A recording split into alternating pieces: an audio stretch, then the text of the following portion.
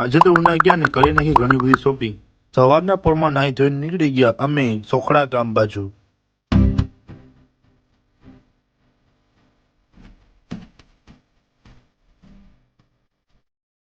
સોખડા ગામે પૂગી ગયા અને મારી ફોઈની દુકાન આવી ગયા સોડા પીવા માટે. સોડા પીને નીકળી ગયા અમે મંદિર બાજુ. ત્યાં હતી કથા.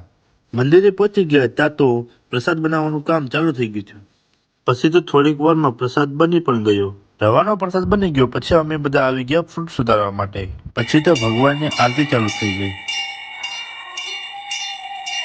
પછી તો થોડીક વારમાં પ્રસાદ વેચવાનું ચાલુ થઈ ગયું. પછી તો અમે એક પ્રસાદ લઈ લીધો.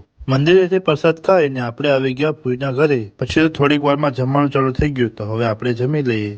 જમીને પછી અમે આવી ગયા દુકાને સોડા પીવા માટે. ઝડકી વેલાના સોડા પીને નીકળી ગયા અમે ઉના બાજુ થોડીક શોપિંગ કરવા માટે. એટલે એ રૂમાલ બાંધી લેવો હોય ને કાળા થઈ જાય. ફાઇનલી ઉના પૂગી ગયા અને અમે આવી ગયા કપડાની શોપે સુજલભાઈ માટે કપડાની જોડી લેવા માટે. કપડાં લઈને પછી શ્રીમદ માટેનો ડેકોરેશનનો સામાન લેવા આવી ગયા. પછી આવી ગયા મુખવાસ લેવા માટે. પછી તો સિલોજ ગામે ભૂંગળાની ફેક્ટરીએથી 4-5 કિલો ભૂંગળા પણ લઈ લેતા.